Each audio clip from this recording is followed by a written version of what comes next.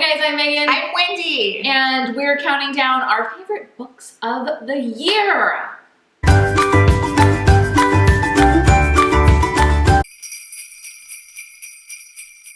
I know you probably set a goal at the beginning of the year on how many books you wanted to read. I did. 52. Did you hit it? Today is December 13th, and I have 3.5 books to go. I have no doubt I can read 3.5 books. You guys, I maybe read 3.5 books all year long. Well, if you look back, and most of the books I've read, all of the books I've read actually are listed on our website under the pop culture tab. It's a lot of like young adult and like, there's a lot of quick reads in there, which is what I enjoy. I like books as escapism. I mean, I read some that have a little more substance to them, but I read a lot of books that I can power through in a day or in a weekend. A day? I can't even imagine. Well, Megan has always said this, she likes to escape in books. I like to escape to Netflix. So, That's where I spend my time. That's where she spends her time. But I don't want to, come off as a complete dummy. I did listen to some books this year. I'm all about, the Audible and driving in the car or working around the house and listening. So I'm sharing a few, but not 52. Well, I'm only sharing my top 5. Okay. 5 of the year. Okay, my first is the Busy Phillips memoir. This will only hurt a little. Wendy gave that to me for my birthday, and I took it on an airplane, and I read it. Enjoy this program. Sorry. I actually have the physical book, but I put it somewhere. The house is a disaster. But I kind of rediscovered Busy Phillips via Instagram a year and a half ago. Of course. And, my claim to fame, let's hear it, is that she and I went to college at the same time. We're the same age. We went to the same college. She was there for a year and a half. And in reading the book, I also discovered she mentioned her off-campus apartment, and the way she described it, I am 99% certain it's the same off-campus apartment that I lived in. You guys think you lived in the same? Well, no, she lived there for a couple years though. She moved anyway. I think we may have lived there at the same time because she described it as basically being in the flight path. It's basically on the runway at LAX. When you land at LAX, you can look over and see that apartment. Oh my god! It was very close to school. Anyway, so we're even closer to being besties. Yeah, soul sisters. Wow. I just liked how honest it was. Mm-hmm. It made me. I was very surprised by the things she said about her marriage. Were you? Yes, and I was pleasantly surprised at the transparency. Yes. Yeah, and because it made me feel okay, she's a real person. She's a real person. She's just like us. Yeah, I really loved it. Wendy listened to it. I read it, and I think her voice comes through on the page. Oh, that's cool. She writes like she talks. Obviously, when she reads it, you can really hear her. Mm-hmm. But I did feel like she really came through. I also loved another memoir while we're on the subject, which is From the Corner of the Oval. And it was written by a woman named Beck Dory Stein, and she was a stenographer in the White House during the Obama administration, and then briefly into the Trump administration, but that didn't last long. And get fired or quit? She left. Okay. But it was really interesting because she kind of stumbled into the job, and it's both about life as an Obama fangirl a little bit. I think there was a lot of,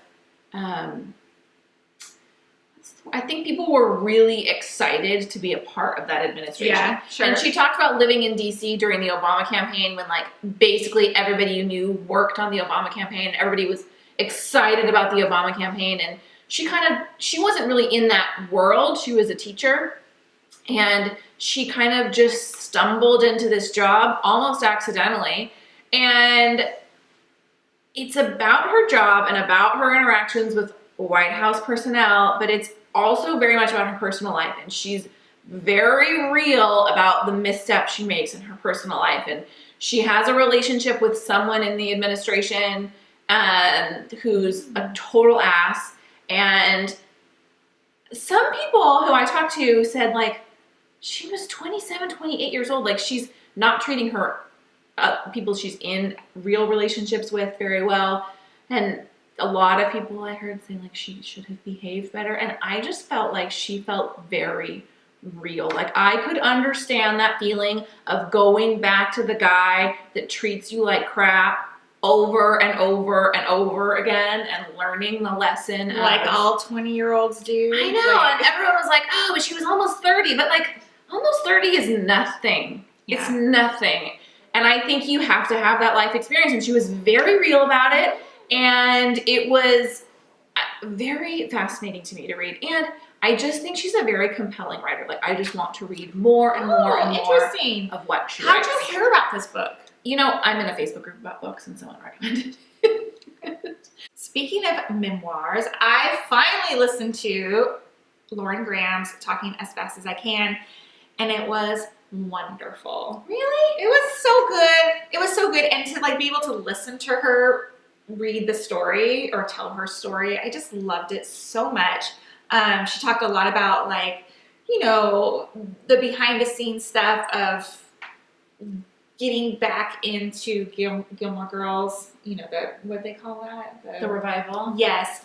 And like how that all happened and how it all came together and like really left, like she was left it as like, I think we left it as a cliffhanger. I think we'll be back for another. Oh, but gosh, like I hope so. never confirmed anything. Like she's like, she had asked like Amy to like, Are we're we coming coming back, back? right? So it was just really good. It was really, really good. And she talked about her relationship with Peter Krause. If you guys didn't know, that's who her boyfriend is. And it was just good.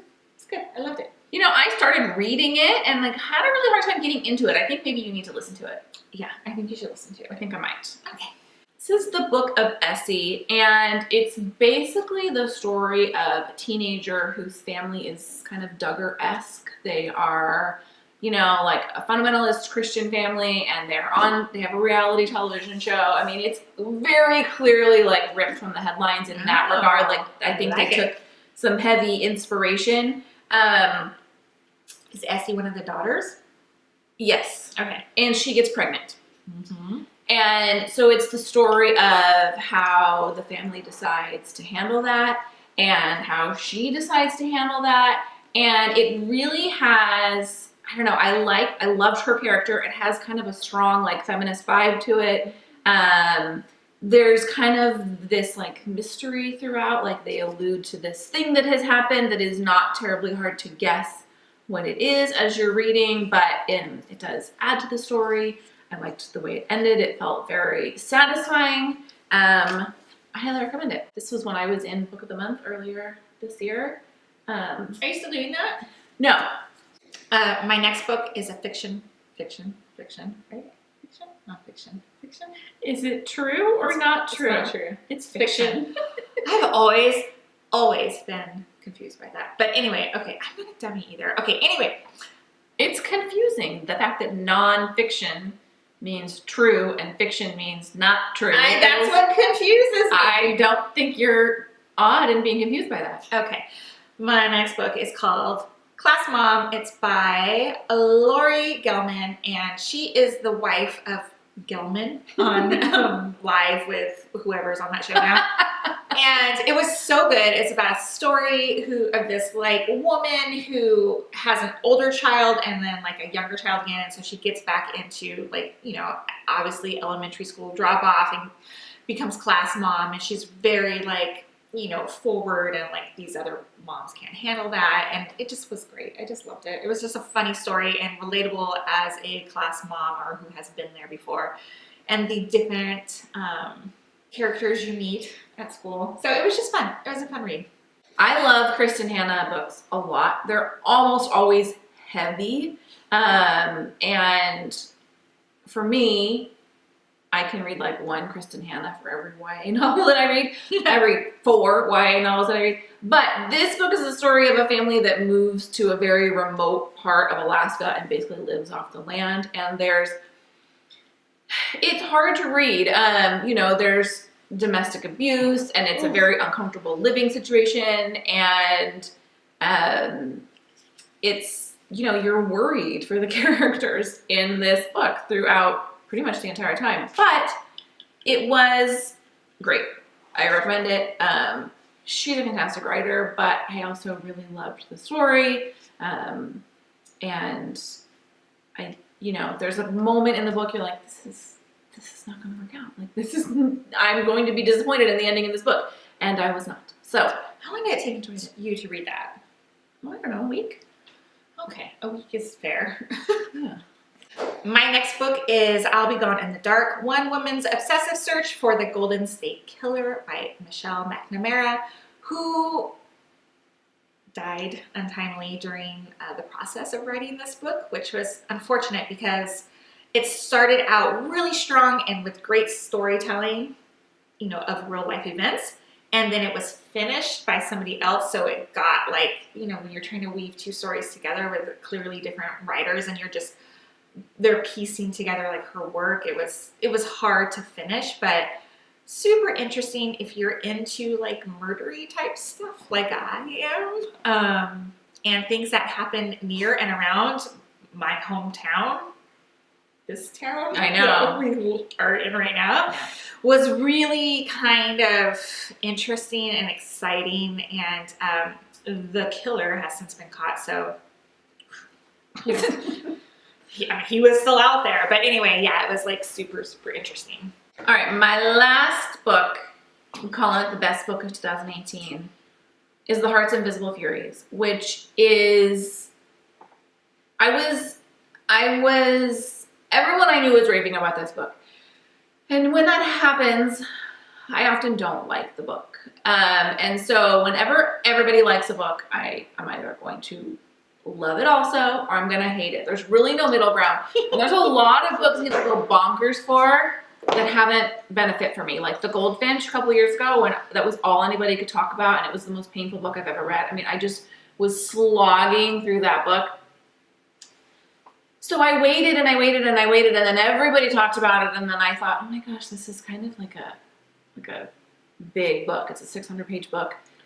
And you know me, I'm like, can I read it in a weekend? I'm not that interested if I can't read it in a weekend. So anyway, I start reading it, and then I can't stop. It is so compelling. It's the story basically like the entire life of a man in Ireland, and he and another, his birth mother is unwed, and she gets him up for adoption, and they continue to cross paths throughout the novel, but they don't know who the other is. Heartbreaking. And he also was a gay man in Ireland when it was essentially illegal to be gay in Ireland.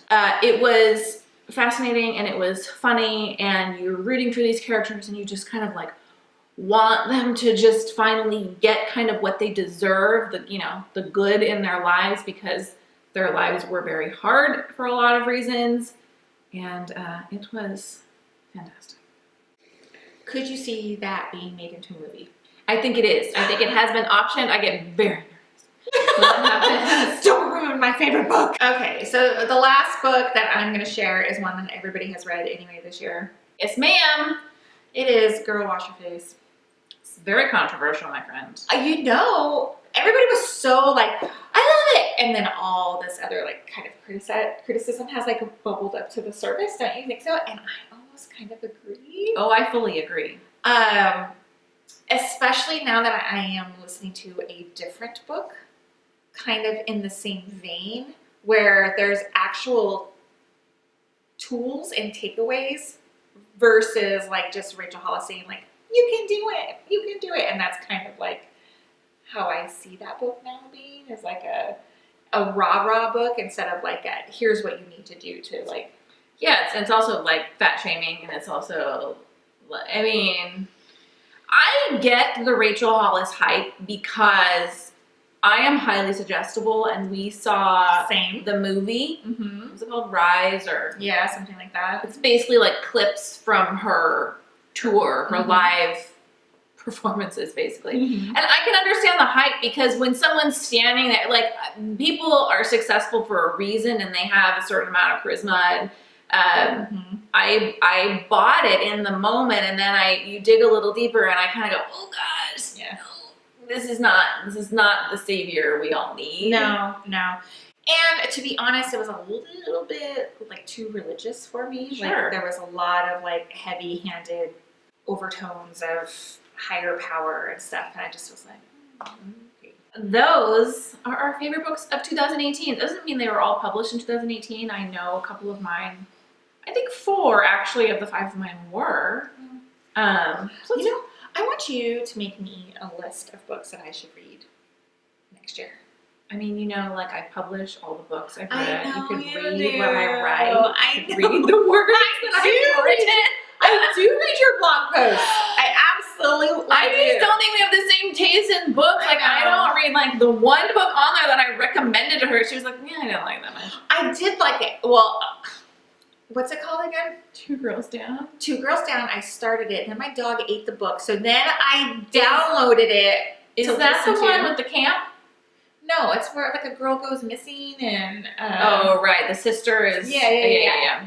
And I really enjoyed it, but then I didn't like the author on Audible reading it. So that really ruins it. Yes, exactly. Mhm. Exactly. So I'm kind of like, well, I'll get back to it when I Should I make Wendy's to be read list in 2018? I think you should. 2019? I mean, you can find me some murdery books and like some juicy YA stuff. I like that stuff. Yeah, I'm gonna make my own like wish list of books to read. So we'll publish those as well. Okay, guys, thanks so much for hanging out with us in our countdown to Christmas. We'd love to know the books that you loved in 2018 because I'm always making my list of books I want to read. So leave those down below, and we will see you in another video very soon.